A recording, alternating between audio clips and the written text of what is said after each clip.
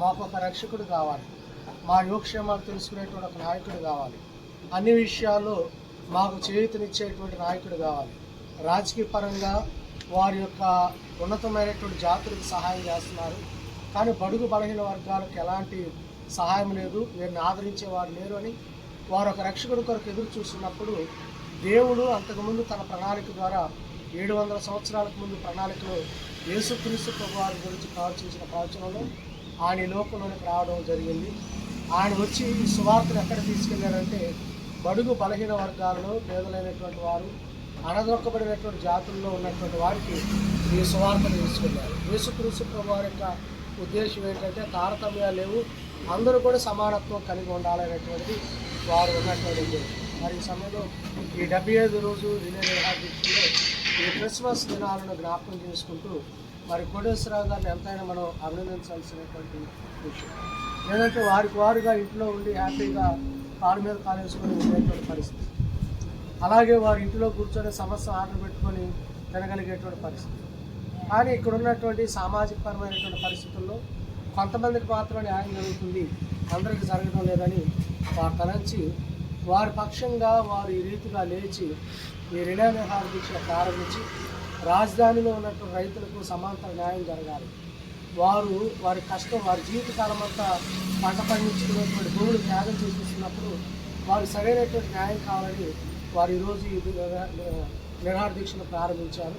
ఇప్పుడు 175 రోజు చేరువచ్చినటువంటి సందర్భంలో ప్రభుత్వం దీనికి స్పందించి మరి వీరు ఏదైతే డిమాండ్స్ చేస్తూ వారి కొరకు కాదు కానీ రైతుల కొరకు వారు చేస్తున్న డిమాండ్స్ను వారు అర్థం చేసుకొని రైతుల పక్షంగా మరి కోటేశ్వరరావు గారు వెల్లించినటువంటి వినతులను స్వీకరించి ప్రభుత్వం దిగి రావాలని, అందుకొరకైనటువంటి క్రైస్తవ విశ్వాసాలు చూస్తున్నటువంటి నివాదులు కూడా వ్యక్తిగతంగా ఈ కార్యక్రమం కొరకు, వారి క్షేమం కొరకు, అలాగే ప్రజలందరి కొరకు, రైతుల కొరకు వారు చేస్తున్నటువంటి రిలే నిరాహార దీక్ష సక్సెస్ అయ్యి వీరి డిమాండ్స్కు ప్రభుత్వం దిగి వచ్చి సహాయం అందించి రైతులకు సమాంతర న్యాయం చేయాలని కోరుకుంటూ మరి సమయంలో క్రిస్మస్ శుభాలు తెలియజేస్తూ ఈ నిరాహార దీక్షను 175 రోజుకి తీసుకొచ్చినటువంటి మరి కోటేశ్వరరావు గారికి సమపక్షంగా క్రిస్మస్ శుభాలు తెలియజేస్తూ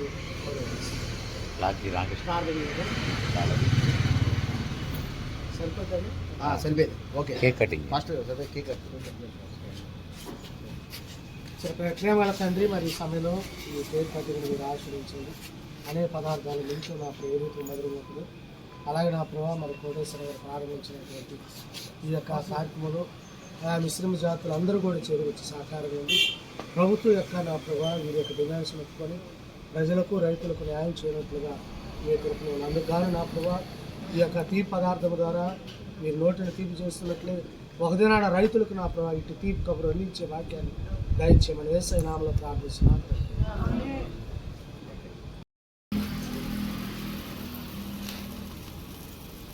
వర్ధిల్లాలి కోటేశ్వరరావు గారి నాయకత్వం, వర్ధిల్లాలి కోటేశ్వరరావు గారి నాయకత్వం, వర్ధిల్లాలి వారి ఆలోచనలన్నీ కూడా, వారి మనోభిష్ట ఏదైతే ఉందో దాని దేవుడు ఈ క్రిస్మస్ దినాల్లో సఫలం చేయను కాక.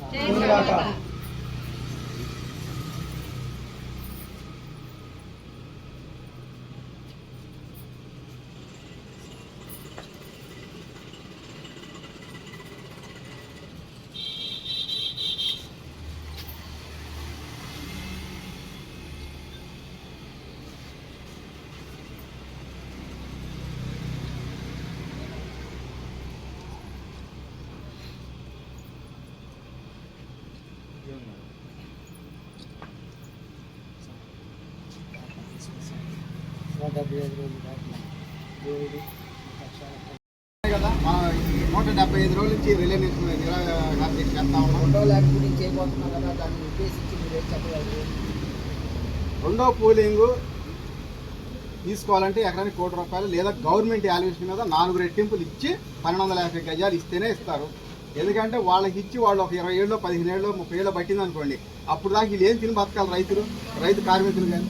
అందుకని చెప్పి ప్రభుత్వానికి నేను చెప్పేది అదే, ఎకరానికి గవర్నమెంట్ వాల్యుయేషన్ 4 రెట్టింపులు కానీ లేదా ఎకరానికి ₹1,00,00,000 కానీ రెంటులు ఏదో ప్యాకేజీ ప్రకటించి ఒక నిర్ణయం తీసుకొని 2-3 రోజులు స్పష్టమైన హామీ ఇస్తే భూములు మీరు 50 ఎకరం కావాలన్నా 1,00,000 ఎకరం కావాలన్నా ఇస్తారు. అవి ఎలా చేయాలో కూడా నేను చెప్పే ఒక సలహా, మేనేజ్మెంట్ సలహా ఇస్తే ఇస్తాను. నాకు సలహా మేనేజ్మెంట్ అప్పచెప్తే నేను ప్రభుత్వానికి 50 లక్షల కోట్ల ఆస్తి అప్పచెప్తాను. డెవలప్మెంట్ చేసి ఎకరానికి ₹1,00,00,000 రైతులకు అప్పచెప్పి మరి రైతు కూలీకి కూడా నెలకి 10,000 రూపాయలు ఇచ్చి మరి అప్పచెప్తాను. ఇప్పుడు మీరు అడిగే ఈ హామీలు మొదటి ల్యాండ్ పూలింగ్ వరకు, రెండో ల్యాండ్ పూలింగ్ ఇద్దరికి మధ్య రెండో ల్యాండ్ పూలింగ్, మూడో ల్యాండ్ పూలింగ్కే ఈ ఫస్ట్ పూలింగ్ వాళ్ళంటే ఆల్రెడీ తీసుకున్నారు కాబట్టి అది బాబు గారు చూసి ఇచ్చారంటే ఇక అది బాబు గారు చూసుకోవాలి ఆ విషయం. మేము పోరాటం చేస్తాం సెకండ్ పూలింగ్ మీద కాబట్టి వీళ్ళకి మన హామీలు వచ్చేస్తే ఆ ఫస్ట్ పూలింగ్ వాళ్ళకి కూడా ఏంటంటే పాపం ఇబ్బంది లేదన్నా ఉంటే ఆ ప్లాట్ డెవలప్మెంట్ చేసి అప్పచెప్పి వాళ్ళకి గవర్నమెంట్ ద్వారా నుంచి బ్యాంకుల ద్వారాగా గజానికి ఇంత అని చెప్పి ఇస్తే ఎకరానికి ఒక 50 లక్షల కోట్ల రూపాయలు లోన్ పరంగా ఇవ్వాలని చెప్పి నేను కోరుకుంటా ఉన్నాను, వడ్డీ లేకుండా.